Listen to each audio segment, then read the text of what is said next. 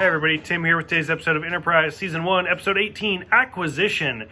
So from the title, I knew that this was going to be a Ferengi episode, but part of me was like, no, there's no way. They wouldn't do that. And they did! What do I know? So I'm not going to lie, with the first 5 minutes of this episode, I was like, no, this episode's going to be stupid, and I'm going to hate it. Like, just to spite it, I'm going to hate it. It actually kind of won me over. Like, I actually really enjoyed this one. Now, this episode kind of shows, like, if you have the right cast and the right writing and the right acting, you can actually save a bad script and a bad episode. So the three main Ferengis in this episode is Ethan Phillips, the guy that played Neelix in Voyager, who has played Ferengi before, like 2 times before. He's done a Ferengi, so that makes sense. Jeffrey Combs, one of my favorite actors. I've said it over and over again. You guys are probably sick of me talking about it. Most notably, he's playing one of the Andorians in Enterprise, but he is also notably played the Ferengi Brunt in Deep Space Nine. And then Clint Howard, who is a great actor, and this is now his 3rd time in Star Trek. He was in the original series and the Corbomite Maneuver. He played the little kid, like, adult alien thing, and then he was also in an episode of Deep Space Nine as one of, like, the homeless people when they went back in time. He plays a Ferengi in this one, so that's kind of cool. I'm actually a little bit sad he was never in the Next Generation, because then he could have been, like, in every series. But so the 3 Ferengi are awesome. Now, the problem with this episode is, for one, this is a prequel, so this takes place roughly 200 years before the Next Generation. In the Next Generation, the Ferengi were created to be, like, the big bad of the series, and we had first contact with them. So, I understand 200 years is a long time, and, like, stuff gets lost, data files gets lost, things get, like, filed away, and although Archer, I'm sure, made logs about these aliens, 200 years later, I mean, this is before the Federation. Starfleet's around, but the Federation is not.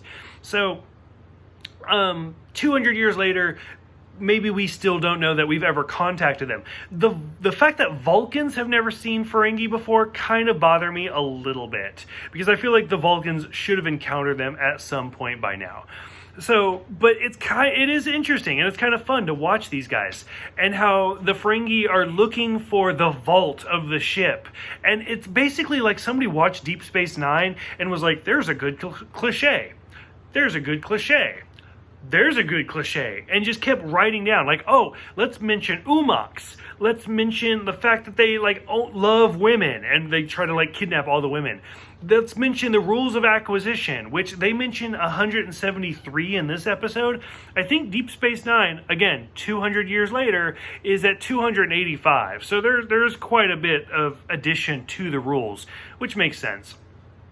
Probably my favorite scene is actually when they're trying to talk to Porthos, Captain Archer's dog. And they're like, why isn't he answering? The translator's malfunctioning. And, like, it was super cute. Just to them talking to the dog was adorable. At one point you see Ethan Phillips' character using a whip, which was pretty much only used in the first episode, where they have their pain whips and stuff like that. And again, like, to Paul, like, flirting with the Ferengi and her giving him Umox with his lobes and stuff like that. Like, again, it's like, how many cliches of the Ferengi can we fit into one episode for Enterprise? Which they've already been name dropped earlier, so I guess it makes sense. It was some foreshadow coming on. Overall, like I said, I really expected to hate this episode, but it did kind of win me over by the end, and I like how Jeffrey Combs kind of wins over, because he's kind of the brunt of the crew. Like, he's the one that has to do all the physical labor and stuff like that, and by the time we get to the end, it's his shit, because Captain Archer gives it to him, and he is running the crew. So I thought that was kind of fun. And Jeffrey Combs is so good as a Ferengi. I don't know why, but he shines. That's his, like, I think, my opinion, his best role. Not the Vorta, not the Andorian, but as the Ferengi. So, for those who have seen this one, what did you think about seeing Ethan Phillips, Jeffrey Combs, and Clint Howard again as Ferengi? What did you think about seeing the Ferengi in Enterprise? Go ahead, let me know what you guys think. Thank you guys for subscribing. Thank you guys for watching, and I will see you guys next time for Oasis.